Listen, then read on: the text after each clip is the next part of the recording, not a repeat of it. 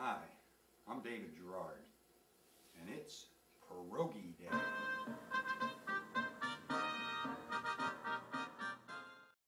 But I remember my mother getting me and my brothers and sisters up early on Saturday morning to make pierogis.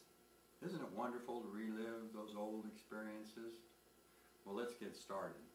First, we're going to have to peel and boil a sack of potatoes. You know, a lot of people don't know what a pierogi is. Don't you know ignorance runs deep these days? Especially in Republican politics. But the pierogi is a democratic food. It's made for the common person, not for special interests. And it's a humble food. It's a humble food made with humble ingredients and eaten by humble people down through the ages. You've heard of people eating humble pie? They were talking about the pierogi. Phew! That was a chore, getting those potatoes peeled. Now we're ready to work with our boiled potatoes. I've got them right here.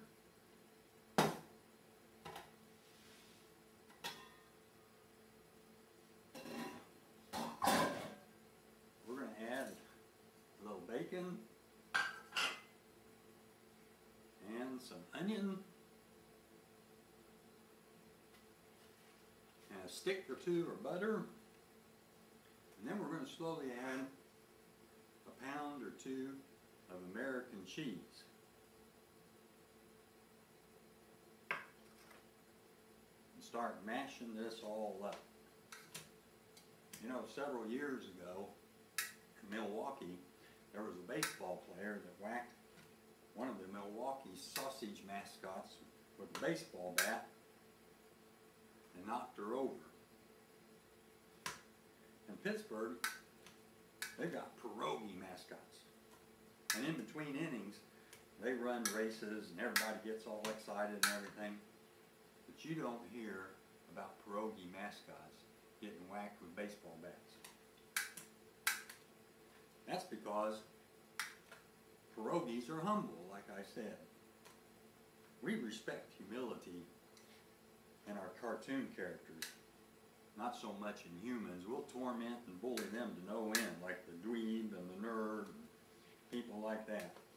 But when it comes to our cartoon characters and their humility, we treat them a lot different. Don't forget to put a little salt in here to taste.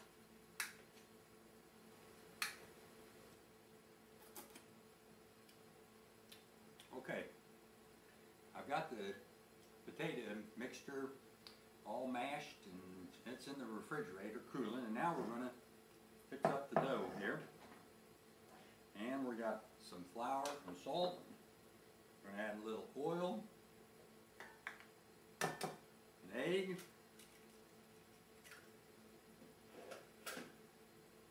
and water. And you want to get this mixed up quick and not have to work it too much. Otherwise your dough is going to be tough.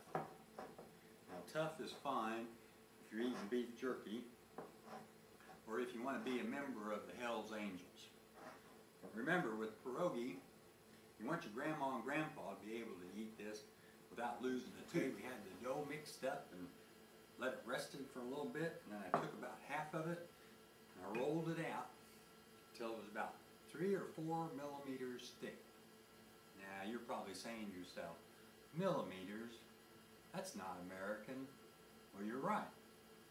This is Eastern European food. Some people say, when they compare it to other foods, they say the dough is like ravioli. Ravioli. Now we're talking American, huh? And now you want to take a glass or little dough cutters, whatever, and we're going to cut circles, little rounds out of the dough, like this. And then pierogis can be kind of fun. You do some pretending with it if you want. Let's see if you can. A fiery horse, the speed of light, a cloud of dust, and a hearty, hi-yo, silver, away! all this extra here. And we've got the little rounds.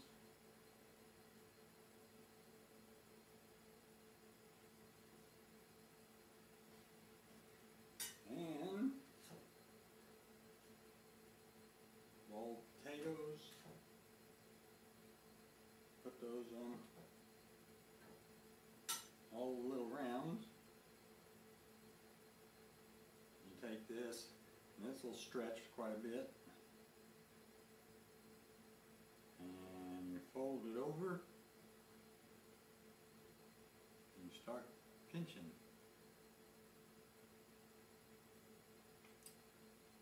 Pinching the dough. So that you make like, looks like a little clam.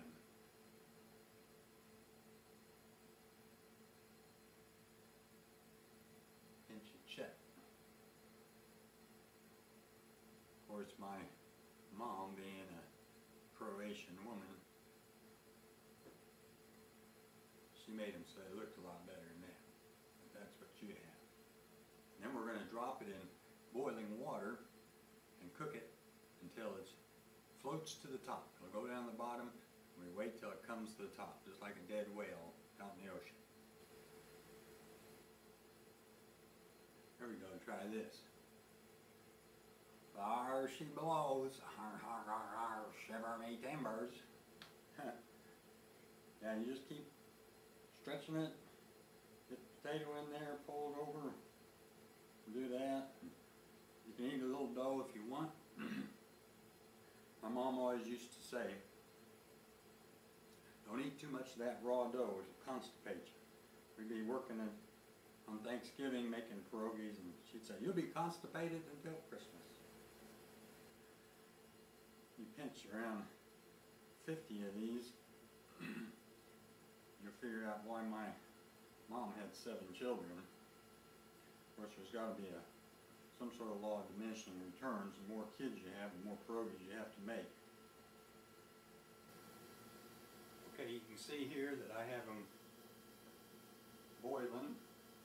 You just let them come to the top and drain them, putting them out on this towel, actually a linen bed sheet, laying them out there to drain. And then I'm going to put them in on a cookie sheet and put them in the freezer and let them get frozen. Then you can just pop them off, put them in a bag, and then take them out and fry them whenever you want them. Fry them in butter. Or you can just eat them boiled like this. Heat them up and do it the Russian way.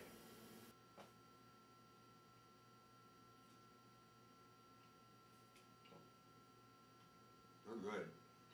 They're really good. You'll like them. I made 100 of them.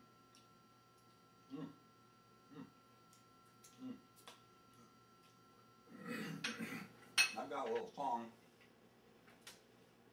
about pierogis I think you'll like.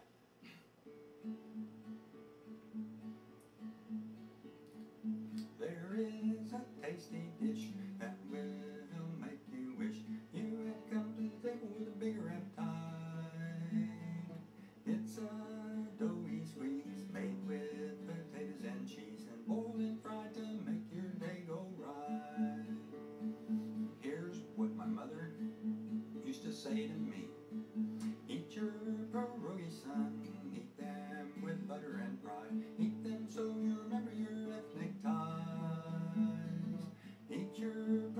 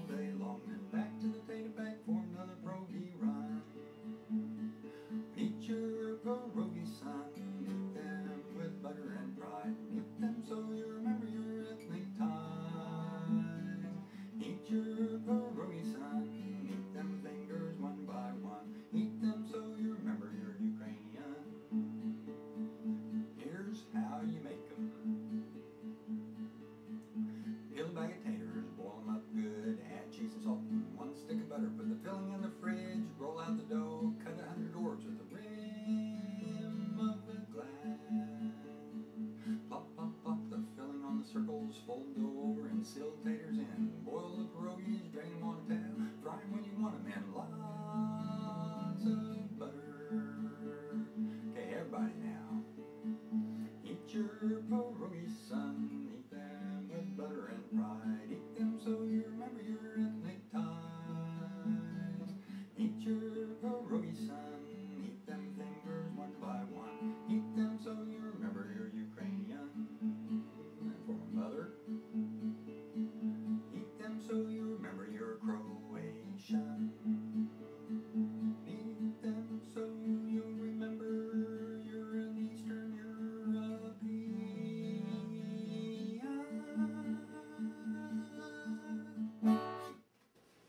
If you like pierogis, you might like this book I wrote, God's Acres. It's about growing up in a Ukrainian Croatian family back in Missouri in the 50s, and it's kind of exciting. I think you'll like it. You can get that at Amazon.com. It's God's Acres by me, David Gerard. Bye now, and enjoy your pierogis.